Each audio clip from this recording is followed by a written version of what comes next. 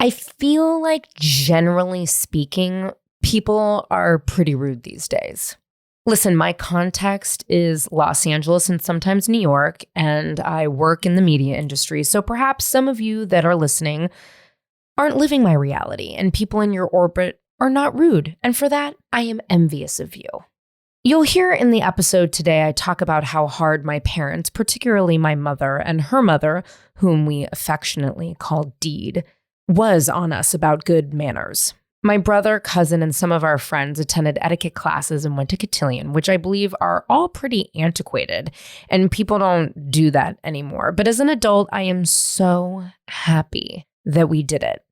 Not only was it sort of fun to get dressed up, clearly, I love to get dressed up, but I loved learning how to set a table. I liked understanding what forks to use. I was into it as a little kid, and it served me both professionally and personally now. So I think it was great. I'm a Cancer, which by default makes me incredibly sensitive. I am also anxiously attached, so I really seek validation in pretty much everything that I do. And when I am not acknowledged or thanked, I fucking spiral. This is where I think my obsession for thank you notes comes in. Emily Post says that a handwritten thank you note should be sent after the following occasions. 1, after you've received a gift, whether from a wedding, shower, or a birthday. 2, after you've attended a party or event which someone else spent a great deal of time organizing. You'll hear more on that later in the episode. 3, after receiving handwritten cards, whether congratulatory or otherwise, like notes of condolences. And then lastly, after receiving gifts or notes of well wishes during a period of illness. She also goes on to say that sending a note late is better than not sending a note at all. I could not agree more. Listen, I think that people get paralyzed by this, but at the end of the day, if I sent you a gift, I don't know, 2 years ago, and you're like, yo, Liz, I just opened up a drawer and I found your present. Thank you so much. I'll take it. I like it. You know? People don't write letters anymore. And if I am being perfectly honest, my handwriting is trash. Complete trash. It's borderline illegible after using a keyboard for all of these years. So, you might not be able to read my thank you note, but at least I sent one at all. During the pandemic, I saw a socialite from San Francisco post on Instagram about a new app called HiNote, where you could send a very chic thank you note via text. To no surprise, after I did a little bit of digging, the genius that founded the app was none other than Alexis Traina. Alexis and her family have been fixtures in the San Francisco society world my entire life. She is married to Trevor Traina, a tech entrepreneur, and also the son of John Traina and Dee Dee Wisely, and was the ambassador of Austria, as was his father. Alexis has impeccable style. And she's been a creative director in the past. And what I've admired about her from afar is her fashion is always really colorful and whimsy and has personality. And so the idea of her creating a very current and sophisticated platform for correspondence just makes sense.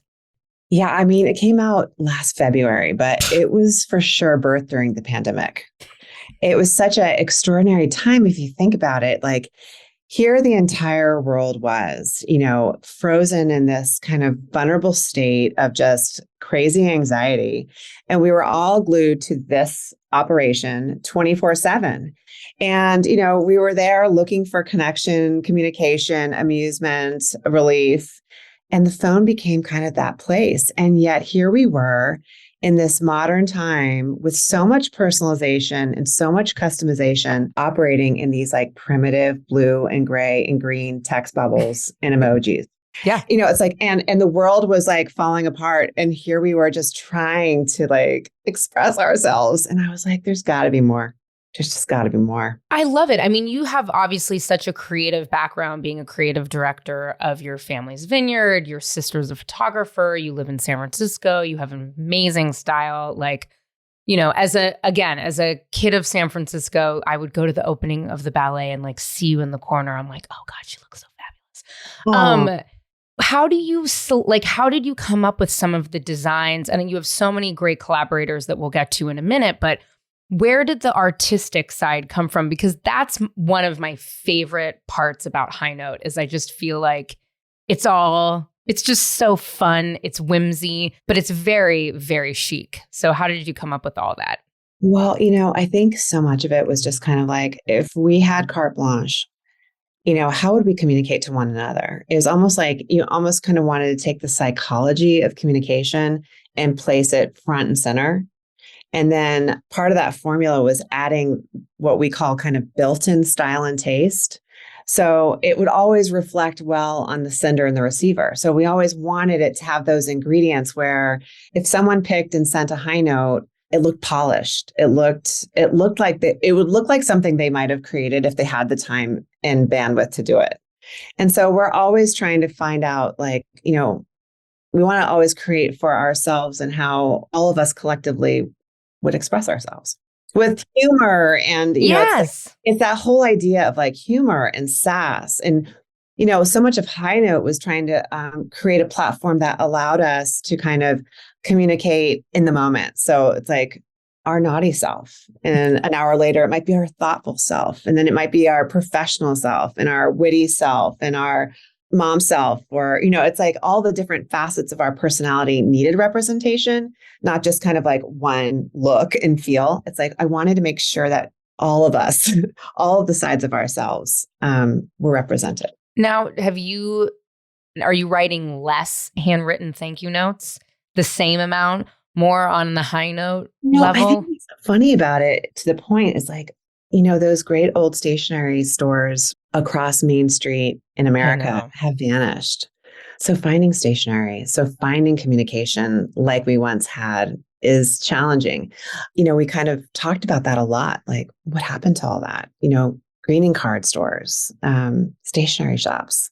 So it's like that all kind of vanished. So it's the idea of taking that kind of traditional world of high expressive nature and kind of bringing it with a modern technological flair. Like, how did you marry those? Do you think that, kids these days aren't writing thank you notes or adults even, that correspondence isn't really happening? And is it okay for it to be on text versus traditional thank you notes? I mean, I think the world changed, right? Yeah. And so I think that which is old is new again. And so, we keep finding these incredible phenomena where, we're reimagining or kind of reintroducing aspects of the past. And I think, to your point, I think that enough time has passed that muscle behavior kind of has vanished, in particular, the thank you world.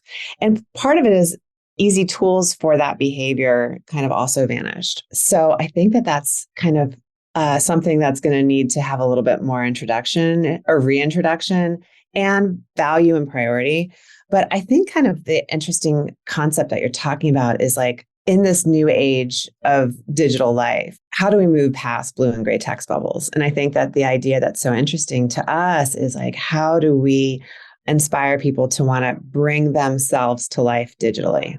Yeah. I think that to me is kind of the most fascinating piece. Like, how do we tell our own stories and share them across the many moments of who we are through any given day? You've worked with people, San Francisco icons like Ken Folk, Le Dublage. You have like so many fun co-collaborators and collabs. Anyone that, you're dying to do a high note collection with? I mean, I think that that's kind of the really interesting piece as we look down the track, because, doing those collabs are so fascinating. In most cases, they are really good friends. And so I loved and valued their point of view, their humor, their sense of style, and they'd be amazing kind of partners in crime to introduce the idea of self-expression becoming a part of our communication. So they were amazing and fun. But down the track, I mean, there are so many people. I mean, imagine Imagine if we could do the next two presidential candidates in their capsules. I mean, come on. It doesn't matter who. It's going to be so rich and hilarious. But it's, looking across the cultural zeitgeist. It's like you never want it to be predictable. We're doing coming up. We're launching a capsule the end of the month with Emily Post Institute. Oh, fabulous. We're doing a whole awesome capsule of kind of the classic essential pieces that everyone should have in their digital box of communication, right? So we're doing kind of this whole concept of introducing etiquette and all the important pieces one should have in their communication toolbox. And then followed up by that, we're doing Valentine's with Dr. Emily Morris, who has Sex with Emily. Of course, another San Francisco legend. Exactly. And so with Emily, we're doing sexting with Emily. And so this is kind of, again, introducing good communication and sextiquette. And so I think that those kind of combos are so interesting. Here's the world of Emily Post, 100 years of good manners. And then here's, sexting with Emily. I like that combo because in both cases, we all want to elevate and delight with our communication. What are your top 3 HiNotes that you use the most? There's one that's the good morning to go cup of coffee. I'm kind of always sending someone like, good morning. Hey, yo. Yeah. I love that. There's different versions of what the fuck. And I kind of feel like those are timely all day long. The COVID ones were funny. Like, oh, fuck, I got COVID. That's a good one. I mean, those were funny because it was just the imagery. And I think that that's something that HiNote loves. It's like we look for cultural iconography wherever we can. So COVID was like, there weren't enough hilarious COVID tests, the positive, the negative, the mask. Then there was like the face shield. So we always want to find a way to bring ridiculous iconography, just like imagery that is so universal and people have like a great reaction to it. I don't know. I mean, I'm just kind of always mixing them up. I love kind of whatever we're focusing on at that moment, because then I'm just firing them off. And I love to get feedback. Like, was that your favorite? Did you love it? Like, how could I make it better? We're always asking friends, like, how could we improve? Like, well, you're even dipping into the whole like mommy microdosing culture, which is just, I think here in California, it's something that we are constantly speaking of. I have an old beauty colleague of mine, and I moved a few months ago, and my old neighbor said, oh, you've got all these, like press boxes, whatever. I'm like, oh, read them off. Like maybe you can keep, it's lotion. You can keep some of it. And he's like, oh, I got it from, Flora and Bast. I'm like, what is that? And I came and picked it up, didn't open it, left it in my car. It's Thanksgiving. I used a HiNote for my Thanksgiving invitations. I'm like running around the house and I'm like, oh, I wonder what's in, maybe it's some good cream. And it was just microdosing mushrooms that like you wouldn't even believe, from these fabulous beauty entrepreneurs that are like now going into it. And I'm like, wow, I'm even getting these press boxes. Like,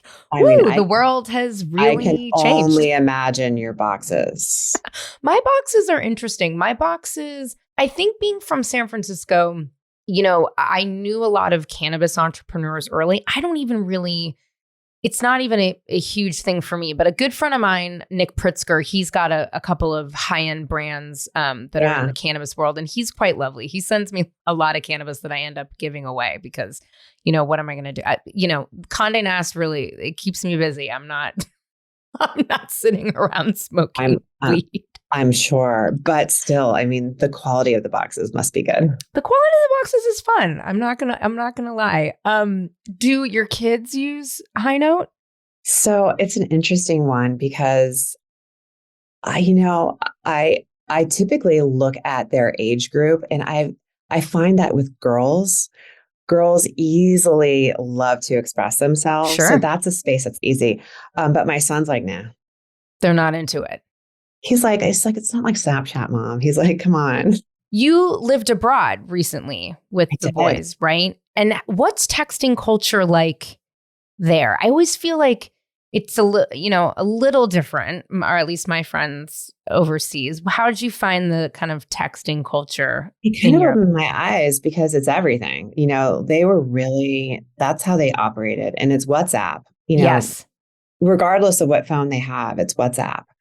And so it was very interesting because, especially during that window when I was there, was during COVID. So it Right. became that dominant mode of communication because you can't kind of rely on snail mail. You don't know when it's going to show up. It's slow. Email, same story. It's who's going to look at it today or tomorrow? Right. Maybe, maybe not. But in Europe, I was really kind of taken by everything was WhatsApp. I know. Everything overseas, it is, I kind of forget about it. And I'm like, oh God, that's right. They just don't. And Europeans are interesting because I noticed every single correspondence. So if it was a text, whether it was an email or a letter, every single communication started with "Dear Alexis." Really? Dearest Alexis. My dear Alexis. Like every single piece of communication had that. Woman or man. It was so fascinating. Do you miss living in Europe? I loved it. I mean, it was such a wild ride. And what also kind of was specific to our time there was we were there during COVID. Yeah. So it was a really amazing moment in time where there was anywhere you traveled, there was very few tourists. You'd have cities to yourself as a tourist living there. So it was kind of extraordinary. We'd be, in Venice in St. Mark's Square, and there'd be like 6 people.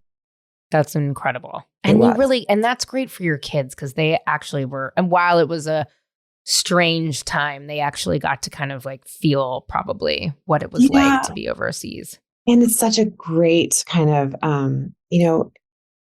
you want to take a excursion or, a sabbatical like that. That's the right amount of time. If you're there too long, it's too long. If you're there too short, it's like you want it to be super impactful. And by the time my kids got back, like they had such an important appreciation for a whole nother world. Yeah. All the different cultures that collide there.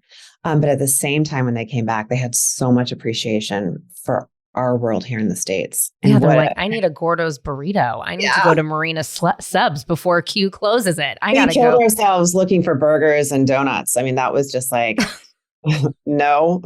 Which all of us here were like dying for an actually like good croissant. I mean, for me, I'm always just like, oh my God, like get me out of here. San Francisco, I get interviewed a lot and people are always surprised. And my version of San Francisco, right? I grew up there, I lived kind of between Tiburon and San Francisco. I went to Convent of the Sacred Heart. I was a debutante, which people always laugh because they're like, what? Yeah, I'm like, there's a culture, an arts culture in San Francisco. My father's first wife was like, the head of the opera there for a long time. Like I kind of lived this very specific kind of, not, my grandmother lived in Nob Hill, like a whole very specific kind of life in San Francisco. And I think people think it's all tech and it's, really young. Obviously, there was a chasm between the haves and the have-nots. That's always been a city problem. I would argue it's any metropolitan global problem. What is it like now post-pandemic? I think entertaining is a huge part of San Francisco, or it was in my life growing up. What is it like now? Have a lot of people left? Do you feel like entertaining and having people over is, as important, more important, less important? What is it like now in San Francisco? I mean, I think that our city was really hit hard and recovery has been slow. Yeah. And, I think that, I think the world changed. Sure. And we're seeing it in so many facets of life. And so, with that, this was a very foodie nation, as you know. Yes. And, so many of our favorite restaurants closed. So many people who worked in that industry relocated. Yeah. And so, I think it's kind of having to reinvent what it looks like today. What does entertaining look like today? I think entertaining today is like a heavy priority on takeout. And that's kind of a surprise, right? Right.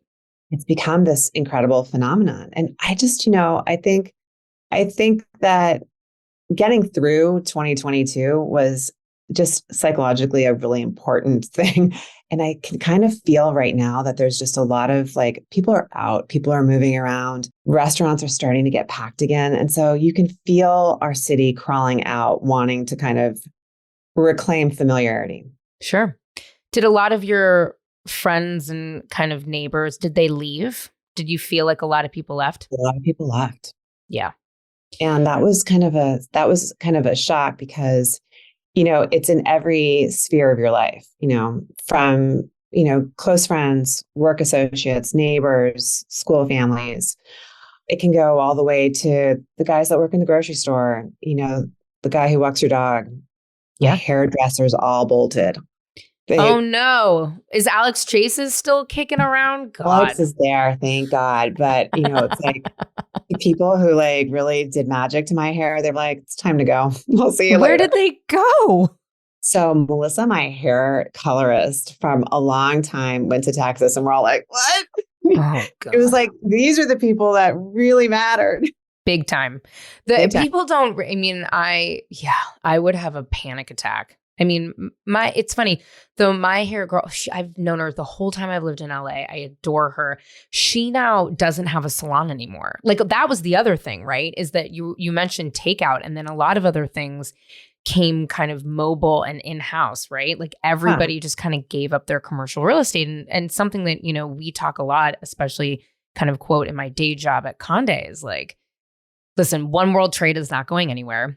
My New York colleagues are back in the office big time, but here in Los Angeles, like not as much. And we're sort of kind of trying to navigate what that looks like in our old space. And it is a little, and as you mentioned, a lot of the restaurants left, so it's tough to take meetings. I think we're almost in this in-between world, It's a really good way to describe it. It's kind of like we're in it, then we're not. It might be more California because, my one sister lives in Connecticut. My other sister lives in Long Island. My parents spent a lot of time in Florida. It's like you can feel that those bigger states too, they're moving through. Oh, Florida. My parents are in Florida, They're on the other side. They're like, what are you even talking about?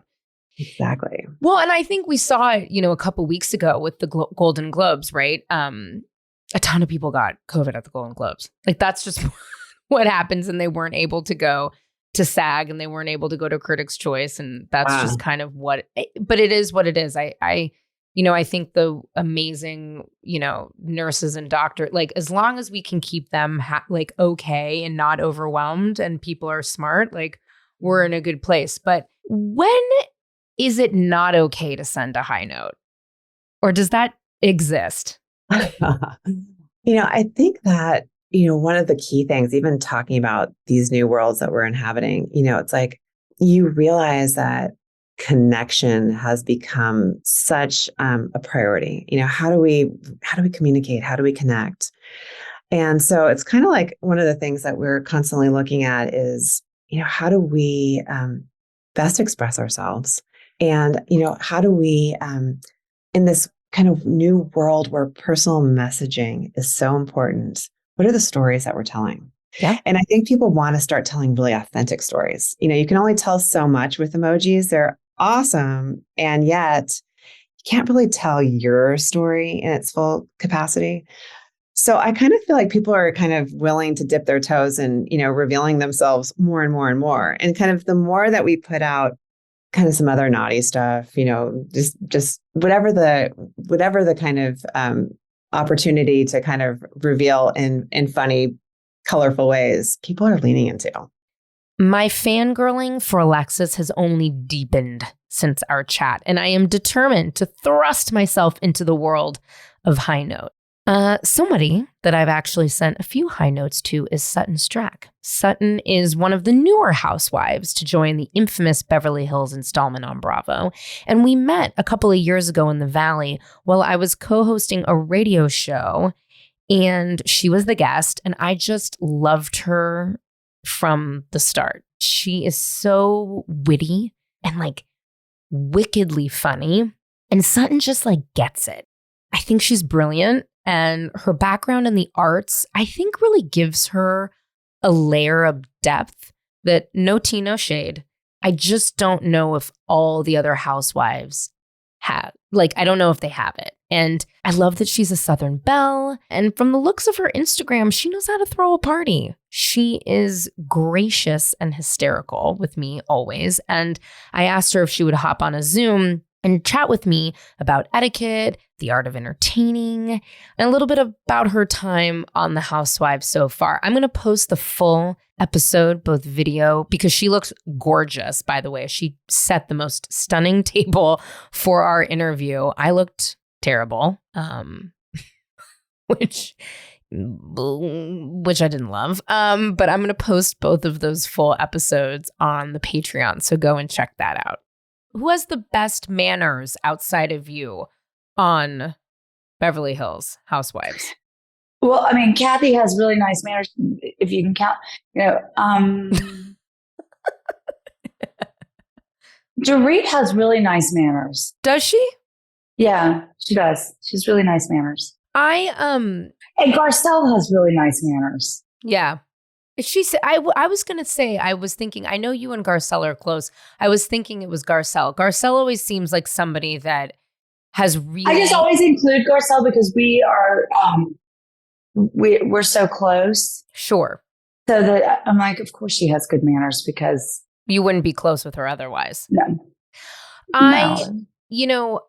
When I was growing up, my mother was very into, my grandmother moved in with us and she was really a huge, she's a different kind of breed, never learned how to drive, like really old school, intense grandmother. I loved her dearly and I was definitely her favorite, but we were not allowed to play with our toys at Christmas until we wrote everyone who gave us a present, a thank you note. And gosh, I wish I had done that. That's so smart. It's something that has stuck with me. And my wife, I'm always like, did you write your thank you notes? Did you write your She's like, Liz, calm down. I'm like, you have to write a thank you note. And I spoke with Alexis Traina, who started HiNote. Have you heard of HiNote before?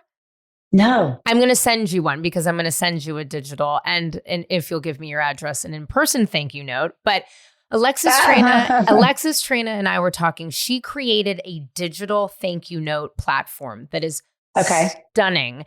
And oh my gosh, you'll love it. I'm already obsessed. But we were speaking about how really the art of thank you notes has sort of gone by the wayside. Do you feel the same or not so much? I think that the conversation of thank yous is not a good subject for me, but yes, with my children, it's hard because children don't want to sit down anymore. They want to, they're always on their phones. But, it's hard to keep children in check. Sure. And so especially in LA, and for me to be a Southern mother with my children, one with manners and also two with obedience. Oh God, it's hard, but make them do it and get proper stationery and do the whole thing. It may seem antiquated, but it's not. It's actually very elegant and lovely, and people recognize it when they receive it. I think so. It's just nice. I first of all, I love getting anything in the mail that's not a bill. So I always really like receiving them, but I also think, I found it to be such a chore when I was growing up, and my mom and my grandmother were so intense with me about it. But I now, as an adult, even if it's a dinner party and we just had like a great time, I think especially since COVID, it's nice to just take a minute and write someone a note. It doesn't have to be, laborious. It doesn't have to be, an essay. But I think just saying, a quick something. Like, thanks for having me over. I think it also makes you in a selfish way, it makes you stop and think about how nice it was, Well, yeah, but that's the whole thing. Like, reflection is so nice. And if somebody has done like a table like this and taken the time and, if they've cooked themselves or have someone come in to cook, they've gone to a lot of trouble. Sure. So, how hard is it?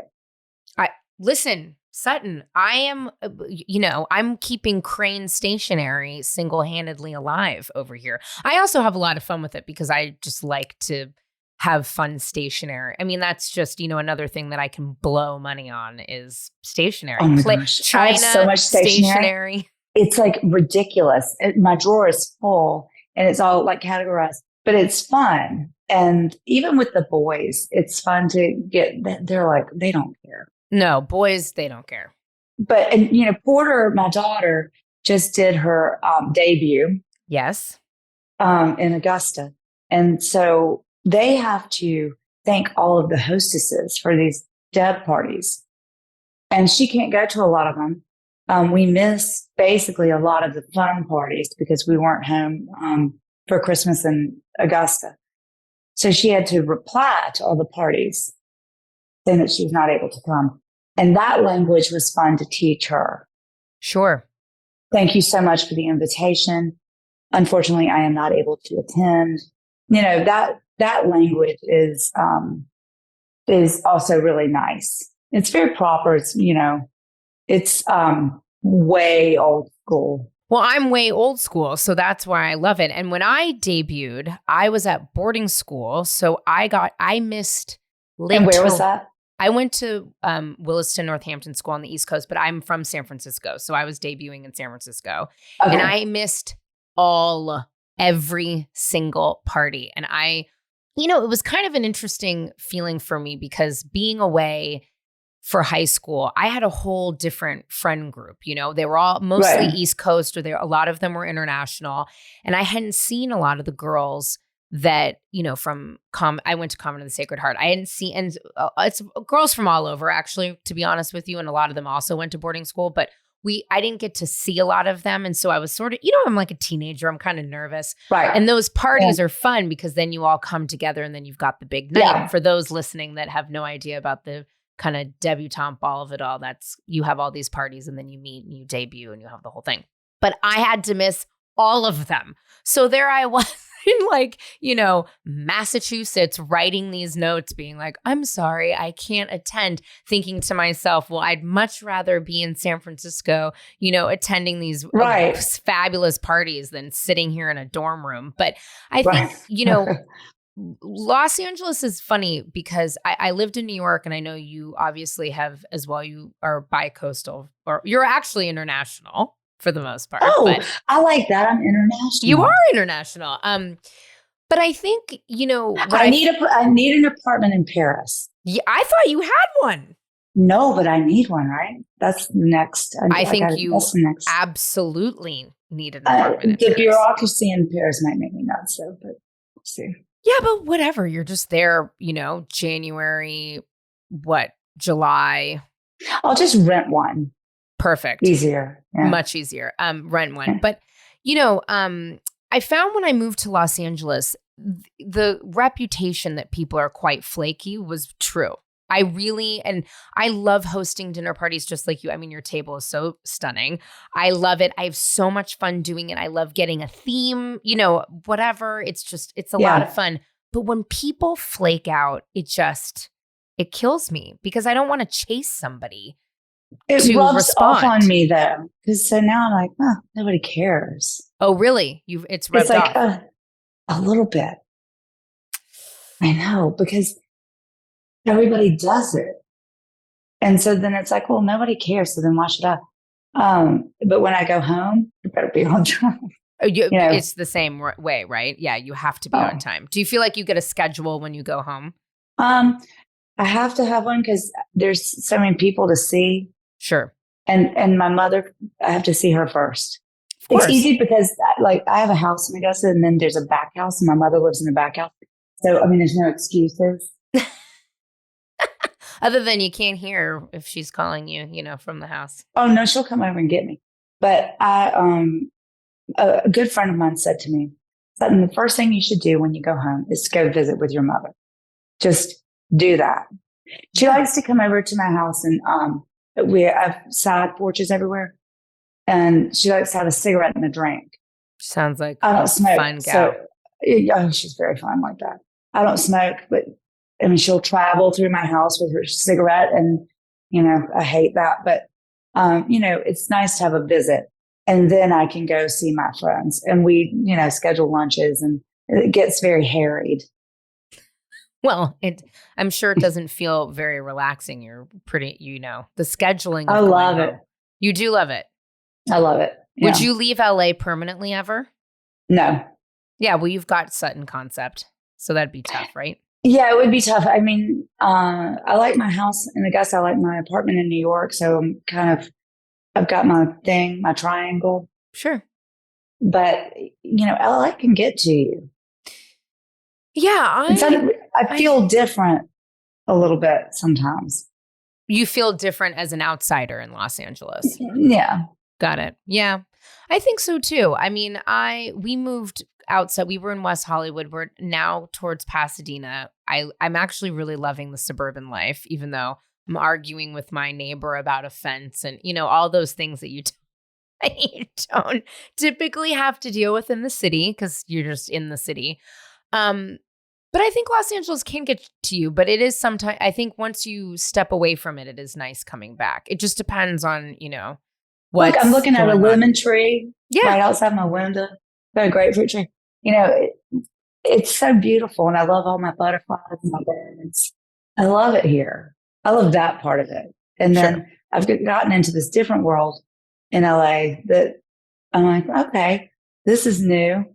Well, when you and I first met, which is really funny, I was like co-hosting on that radio show. I didn't even know what I was doing. I got a phone call. I didn't know what I was doing. I don't think either of us knew what we were doing. And they said Sutton's going to be on. I said, oh, I adore her. I feel like she and I have so many overlap friends, especially in New York and San Francisco. I want to come. I'll do it. But you weren't, you were a friend of the Housewives at that time, and you were kind of, about to be, probably you knew in that moment, but you just were being, tight-lipped. Do you feel like it now in retrospect, being, raised in the South, it's a totally different pace. Obviously, you were raised with lovely manners.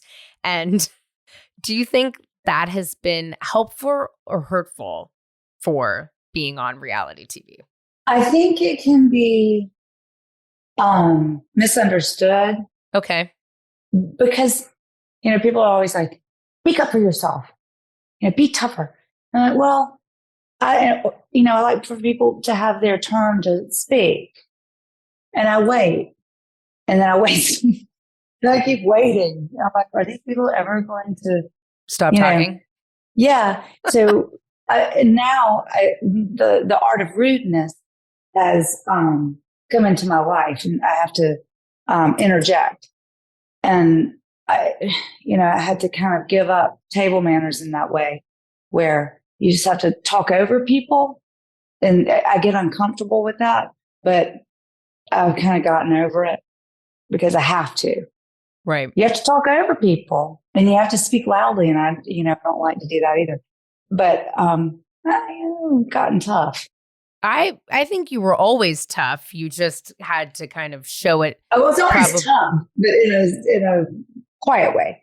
Now it's in a more loud way. How do your friends from home react to you being on the show? I have some friends at home that won't watch it because they don't like to see me. Like, they don't like how I'm treated sometimes. I'm like, no, you have to watch it because sometimes I'm good. And you'll like that moment you're going to like.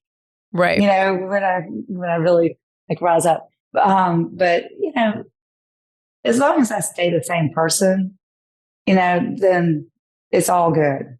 I can imagine why for some of your friends, it would be tough for them to see you in those positions. But, for you, do you think you've had to change, or is it just you're really digging in deep?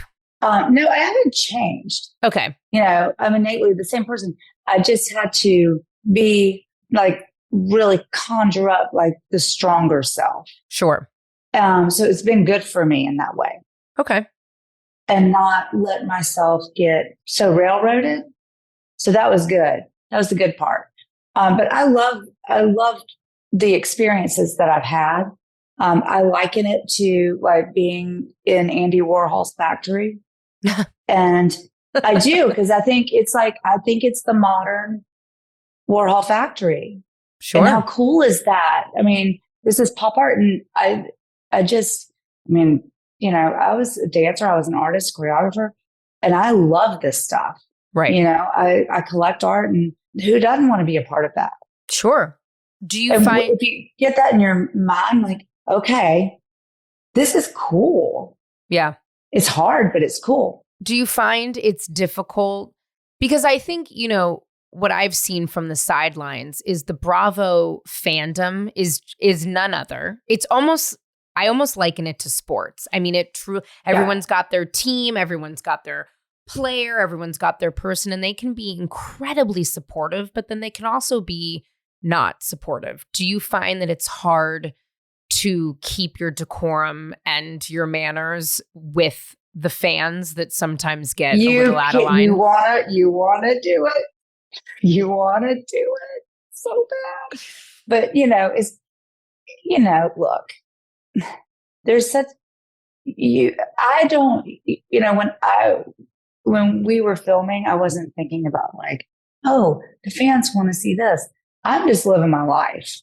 I'm just reacting to people as I would react to people. Sure. The group of women or whomever is around. I've never thought, oh, I need to do this to make the fans happy. I think that's a bad trap. Right. I've always said, just mic me and let me go in there. I don't want to, I like the arena. Yeah, no, listen, I don't know why. I'm such a masochist. Yeah, you're a glutton for punishment. Well, I'm a ballet dancer. We love it. Oh yeah, fair enough. That's, you guys are the iconic. Like, we love punishment. We are the icon. Like, just hurt us. We love it. Just make us hurt. If you were going to host a dinner party, and it could be anyone from the Bravo world, who would you have? And what would you think? Probably a table of 6 or 8? I don't know. Maybe 8. I think 8 is a good number. Okay. Who would be at that table? Kate Chastain, I'm like kind of obsessed with her because she's funny. She's hysterical. So, you have to have a funny person. And then why am I going to Below Deck people? Because that show, like, it just fascinates me. That really cute skipper captain man that's new. He's really cute. Yeah. Isn't he replacing the guy? I think he's the main guy now, right? I don't know. I don't know. He was new last year, but he's cute. So okay, the cute skipper guy. Okay. Well, yes, I'm single, so we got to do that. Okay. Then, who else do I? Well, see, I really like Tanya. Okay.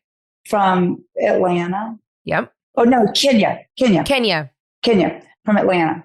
Okay. Then Candace and I have become friends from Potomac, so she's fun. Yep, I heard Candace is a lot of fun. I like Sonia. Yes. From New York, only because God knows the clothes might be coming off or something. She'd be a late night buddy. She would, certainly. I have to have Garcelle. Yeah. Just because. Who else is in the Bravo world? You've got 2 more. You've got 2 more left. I know. I see I need a man. Yeah, there are. I know there's not a lot. You see, those Charleston boys, I need a Charleston boy. Oh, yeah, fair enough. Like, I don't care, one of them. Craig. Oh, Craig. Yeah, because he would be fun. I think Craig would be fun. Yeah. But then the girlfriend, I think they would come as a pair. Paige. She's lovely, actually. This is kind of a fun group. I think that's a very fun group. It's a nice mix of people. I do. I think, right? Yeah, I think you've got a good mix of people. I think it'd be tough. I think that's what the fascinating thing for me. And that's why I do love the concept of the ultimate girls trip, because I think the cross-pollination is quite interesting, actually. Because you all have a very shared, unique experience of being on Bravo, regardless of the franchise. I think it's a very unique position to be in, but I kind of like all of the little drama. I think that sounds like a lovely dinner party. I know, I should do it. I should invite them. I could invite them. There's no cameras around. I could just invite them and see if they come. Or we create our own show, Sutton, and that's the show, our dinner parties of Bravo. But didn't somebody try to do that? Did they? And people were throwing food? I don't know. What is the best hostess gift you've ever received? And what is the best hostess gift that you've ever given? It's funny because, I've written an entertainment book and we're working with publishers now. And one of the things that I've put in there is it's like menu ideas, and it goes through the calendar and what tables to set. And it's really fun because I had to rack my brain on actually coming up with party ideas throughout the year. And because I love to do it, but my brain hurt after I did it. But part of what I did was a hostess gift and for every party. Because it's important. You need to bring something. I agree. And everybody, a bottle of wine is fine. I think a bottle of wine is the minimum. Yeah. Or if they don't drink, you can bring some flowers or whatever. But I am horrified when people don't bring at least something to drink. I mean, that would be bare minimum. I'm trying to think. I just had a big Christmas party and I got really, really great things. People can do very nice, really those big candles are nice, like this kind of candle. But the big ones, like the 4 wicks are good. 4 wicks are good. I'll tell you what, one of the things that I learned actually in Paris that's really nice, and this is what a lot of Parisians do, they send flowers before. I love that. I love that too. So then you have the flowers. Yep. Like if you go to a dinner party, send flowers before. So beautiful. And just send like something like this that's like kind of neutral. And you can put it anywhere. You could put it in a bathroom. You could put it somewhere in your house. And so the gesture has been made. And then if you feel like bringing a bottle of champagne to the door, you can. Sure. That's like a double. That's pretty chic. I think sending flowers ahead of time is very chic. Yeah, I agree. Yeah. Is there anything that isn't celebrated enough? Like, is there anything that people should be having parties about that they aren't? I think it's actually, I want to pull it back in. Okay. Like, why are we celebrating the gender? I can't with stupid. that. It's the weirdest thing I've ever heard in my life. It's the dumbest thing I've ever heard. I'll get hit for that one, but I really don't need, a helicopter dropping like a pink balloon. Blue. Yeah. I don't need that. No. Which balloons are really bad for our environment too. I don't need that. How about just have the baby and tell us what the gender is? But I never found out what the gender was of any of my babies. That seems a bit much to me. Sutton, I couldn't agree with you more. I think gender reveal parties are the stupidest thing on the actual planet. It is so dumb. It's the Mylar balloons are. I'm gonna get in trouble. Mylar is terrible. And speaking of Andy Warhol, I think he invented the Mylar pillow. Oh, they were in a Merce Cunningham dance. Yeah, and I actually gave them away as a gala gift. And Merce signed them, and people were framing them. They were really cool. They're terrible for our environment. But yeah, maybe reel it back. Since you do have the book, I love that you wrote a book. I didn't know you wrote a book about etiquette. This is perfect. I can't wait. It's very fun. It's not about etiquette. It's really like entertaining, but and how not to be afraid of entertaining, because I think that people have gotten afraid of it, and kind of it's this lost art. And also, one of the things that I wrote about was if you have friends, like if you have a wine collector friend, and then you have someone that loves to make desserts, and then you have a friend that loves to, I'm not good at this, like compile music together to make like a playlist. Tell your friends, you make the playlist, you bring the wine, you bring the dessert, I'm going to make the dinner. Maybe somebody loves to make floral arrangements. Do that and all come together and have a beautiful dinner party. Because then you've all worked together. And I love that kind of stuff. I love that. I love that. I'm a control freak, so that's tough for me. It's very tough for me because I'm like, I can do it all. Me too. I will do it all. Just bring nothing. Bring nothing. But if you're scared because it seems intimidating, then work with people and collaborate. Do I agree that a text can replace a handwritten note? No, I actually don't. But I do love HiNote, and I would die to become an official ambassador. Alexis, if you've made it this far, let's make that happen, okay? But whether you are attending a party or you've just attended a party or you've signed up for reality television, I think good manners just makes good sense. And good manners are just good. They're nice. They make the world go round. I've said it before and I'll say it again. I don't think we actually learned anything during the pandemic. I don't. I'm sorry. We didn't slow down. We didn't appreciate each other. We don't take the time for ourselves or our family. Or again, maybe that's just the world I'm living in. And listen, it might be old school, but I like it when people open the door for me, not just men, anybody.